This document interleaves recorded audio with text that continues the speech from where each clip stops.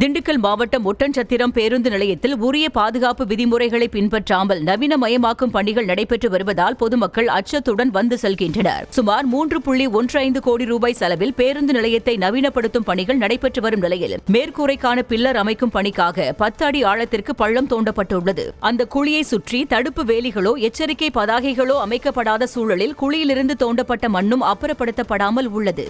திண்டுக்கல் மாவட்டம் ஒட்டன்சத்திரம் நகராட்சிக்கு உட்பட்ட நகராட்சி பேருந்து நிலையம் பாத்தீங்க அப்படின்னா பராமரிப்பு பணிக்காக குழிகள் தோண்டி போட்டிருக்காங்க. 10 அடிக்கு மேற்பட்ட குழிகள் தோண்டி போட்டிருக்கிறது மட்டும் இல்லாம அதை சுத்தி எந்த ஒரு வேலிகளும் கிடையாது.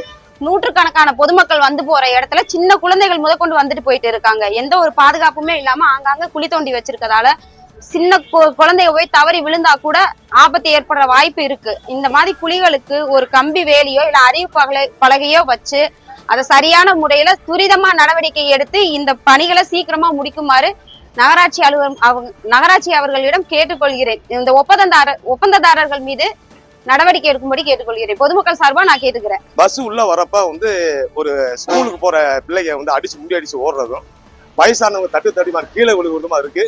2 நாளைக்கு முன்னாடி கூட ஒரு வயதான அம்மா அந்த மண் மேடல கீழே விழுந்து உருட்டாங்க. இதெல்லாம் காரணம் என்னன்னா, இந்த பகுதியில இந்த மாதிரி பல்வேறு குழிகளை தோண்டிட்டு எதையும் கண்டுக்காம அலட்சியமா இருக்கக்கூடியது பொதுமக்கள் மிகவும் மனவேதனையோட இருக்கிறாங்க. இந்த பகுதியில் கூடிய இந்த பேருந்து நிலையத்தில் தான் பல்வேறு இடங்களுக்கு திருப்பூர், கரூர், சேலம் இது மாதிரி பல்வேறு இடங்களுக்கு போறாங்க. அதனால இந்த பகுதியில பொதுமக்களும் பள்ளி செல்லக்கூடிய சிறுவர்களும் வயதான முதியோர்களும் பாதிக்கப்படுறாங்க. இன்னொன்னு என்னன்னா, இந்த ஒப்பந்ததாரர் இந்த இவ்வளவு குழிகளை தோண்டிட்டு இவ்வளவு நெருக்கடியான இடத்துல எந்த ஒரு முன்னெச்சரிக்கை பலகையும் இல்லாம பாதுகாப்பு வலைகள் எதையும் ஏற்படுத்தாம ரொம்பவும் ஒரு அலட்சியமா இருக்கிறத வன்மையாக கண்டிக்கப்பட வேண்டிய இதான் இந்த பகுதியில் இருக்கக்கூடிய பொதுமக்கள் கருதுறாங்க.